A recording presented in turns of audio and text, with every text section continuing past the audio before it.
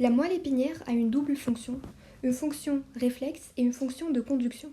La connaissance de son organisation anatomique est essentielle pour leur compréhension. En effet, la moelle épinière est constituée d'une substance grise centrale, ayant la forme d'un papillon avec une corne ventrale et une corne dorsale, et d'une substance blanche périphérique qui va se répartir en 3 cordons, un cordon antérieur, un cordon latéral et un cordon postérieur. La substance grise centrale contient essentiellement les corps cellulaires des motoneurones et leurs arborisations dendritiques, tandis que la substance blanche est faite des axones des motoneurones recouverts de gaines de myéline qui vont constituer des faisceaux verticaux. Les faisceaux sont de 2 types. On a d'un côté des faisceaux ascendants et d'un autre côté des faisceaux descendants. Ces 2 types de faisceaux se distinguent par leurs rôles différents et ils sont présents de part et d'autre, c'est-à-dire des 2 côtés de la moelle. En effet, les faisceaux médulaires ascendants vont acheminer des influx somesthésiques de la périphérie vers le cerveau, c'est-à-dire qu'ils vont prendre naissance au niveau des récepteurs périphériques. Tandis que les faisceaux descendants suivent le trajet inverse, c'est-à-dire du cerveau vers la périphérie, qui sera matérialisé cette fois-ci par le muscle. Et ces faisceaux descendants vont se charger de l'acheminement des influx moteurs. Dans cette vidéo, nous allons nous intéresser aux voies ascendantes. En effet, on distingue 3 types de faisceaux ascendants. 2 de ces faisceaux vont acheminer des informations conscientes, c'est-à-dire qu'ils vont se diriger vers le cerveau. Et un seul sera chargé de l'acheminement des informations inconscientes, c'est-à-dire qu'il va vers le cervelet. Avant d'aller plus loin, faisons un bref rappel sur les types de somesthésie, puisque, comme déjà cité, c'est le rôle principal des faisceaux descendants. En effet, le système somesthésique est responsable de la perception des sensations somatiques, c'est-à-dire des sensations du corps. Nous avons différents types de somesthésie, qu'on peut organiser comme suit. D'abord, on a la sensibilité viscérale qui va acheminer les influx provenant des différents viscères de l'organisme. Et puis, on a la sensibilité somatique.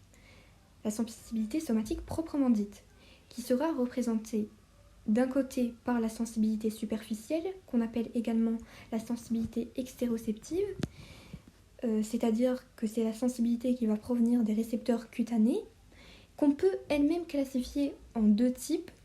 On a la sensibilité superficielle épicritique, d'un côté, qui sera responsable du toucher léger et précis, et d'un autre côté, on a la sensibilité superficielle protopathique qui, elle, sera responsable de la sensibilité grossière. Ensuite, on a la sensibilité profonde. Alors la sensibilité profonde, qu'on appelle également proprioceptive, c'est la fameuse proprioception, qui n'est autre que la sensibilité provenant des récepteurs musculaires et squelettiques à l'origine de l'orientation spatiale des différentes parties du corps, mais également, elle sert également à la reconnaissance de la vitesse et le sens de déplacement, du mouvement. Il existe 2 types de proprioception. On a la proprioception consciente, qui va être acheminée vers le cerveau, et la proprioception inconsciente, qui va, elle, de son côté, être acheminée vers le cervelet. La proprioception consciente est le support de la statesthésie, c'est-à-dire de la perception posturale du corps, et de la kinesthésie, c'est-à-dire de la perception des déplacements des différentes parties du corps. La proprioception inconsciente va intervenir, elle, dans le maintien de la station debout, mais également dans les ajustements posturaux. Fini avec la somesthésie, nous allons maintenant parler des différents types de faisceaux ascendants qu'on a. Petite information avant d'aller plus loin, il faut retenir en fait que les voies somesthésiques font intervenir toujours 3 neurones pour atteindre leur destination dans le cortex. On reprend avec nos faisceaux. 2 faisceaux sont responsables de la perception des informations conscientes. Ce sont les faisceaux de Gold et Burdack et les faisceaux spinothalamiques. Les faisceaux de Gold et Burdack, encore appelés le tractus cordonal postérieur, cheminent dans le cordon postérieur de la moelle. Ils sont formés par des fibres de gros diamètre qui vont acheminer 2 types d'informations. La sensibilité extéroceptive épicritique et la sensibilité proprioceptive consciente non douloureuse. Essayons de retenir ça. Imaginez que Gold et Burdack sont 2 vieux assis sur un gros canapé blanc. Gros vous fait penser à fibres de gros diamètre, et comme le canapé est blanc et derrière eux, puisqu'ils sont assis dessus, il fait penser au cordon postérieur. La particularité de ces fibres, c'est qu'en arrivant au niveau du bulbe, elles vont subir une décussation qui va les faire passer au côté contralatéral. Et l'ensemble de ces fibres, de ces faisceaux, en décussant au niveau du bulbe, vont former une structure qu'on appelle le lemnisque médian. Décrivons un peu leur trajet.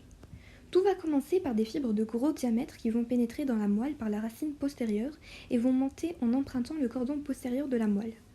Arrivées au bulbe, qui constitue le premier relais, les fibres croisent la ligne médiane formant le lemnisque médian.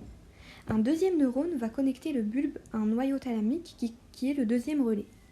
De ce noyau thalamique part un autre faisceau thalamo-cortical qui constitue le troisième neurone de la voie lemniscale. Ainsi, cette voie des cordons postérieurs, puisqu'elle passe par le lemnisque médian bien sûr, est également appelée la voie lemniscale. Contrairement à la voie spinothalamique, qui va, elle, de son côté, représenter la voie extralemniscale. Mais c'est un tout petit peu plus compliqué que ça. En fait, il y a une petite contradiction entre l'anatomie et la physiologie. Mais rien de compliqué, suivez bien. Pour commencer, la voie spinothalamique, de par sa position dans la moelle, est également appelée la voie antérolatérale. Cette voie va en réalité présenter deux contingents. Un qui va traverser le système lemniscal, c'est la voie dorsolatérale, encore appelée la voie néospinothalamique, et une voie extralemniscale, appelée ventrale ou paléospinothalamique. La voie néospinothalamique sera chargée de l'acheminement des influx de chaleur et de douleur. Mon mnémo pour retenir ce point consiste en fait à penser au soleil de l'aube. Le soleil de l'aube, c'est un nouveau soleil. Nouveau soleil. Nouveau pour néospinothalamique, et soleil, ça fait penser à la chaleur et un peu à la douleur, par exemple après un bronzage. Ainsi, cette voie néospinothalamique va en traversant le lemnisque médian. Le faisceau paléospinothalamique, lui, sera responsable de la sensibilité protopathique. Décrivons le trajet emprunté par les neurones de la voie spinothalamique en général. Tout va commencer au niveau des récepteurs cutanés thermiques, au niveau des nocicepteurs et des récepteurs de la sensibilité protopathique. Le protoneurone qui leur fait suite est une fibre de petit diamètre qui va passer par la racine dorsale du nerf spinal. Le corps cellulaire est dans le ganglion spinal. L'axone se termine dans le noyau de la tête de la corne dorsale ipsilatérale. Le deutéroneurone qui va partir du noyau de la corne dorsale croise la ligne médiane et va se diriger dans le cordon latéral où il va constituer le faisceau spinothalamique. Et à partir de là, on va distinguer deux parties de ce faisceau spinothalamique.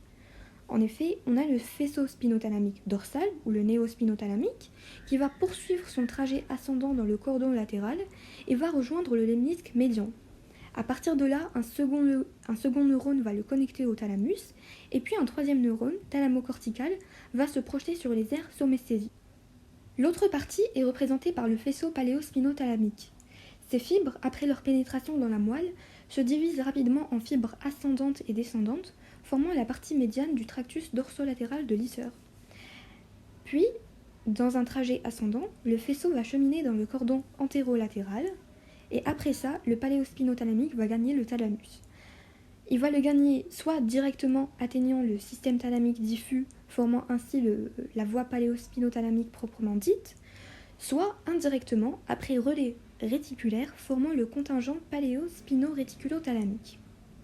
Puis, ces relais thalamiques vont donner des projections à destination du cortex. Ainsi donc, les informations somesthésiques conscientes seront acheminées vers le cortex cérébral via deux faisceaux, la voie cordonale postérieure et la voie antérolatérale. D'autre part, les informations somesthésiques inconscientes, représentées par la sensibilité proprioceptive inconsciente, seront acheminées de leur côté vers le cervelet via les faisceaux spinocérébelleux qui sont de deux types. On a le faisceau spinocérébelleux dorsal ou direct, qu'on appelle également le faisceau spinocérébelleux de Flechig,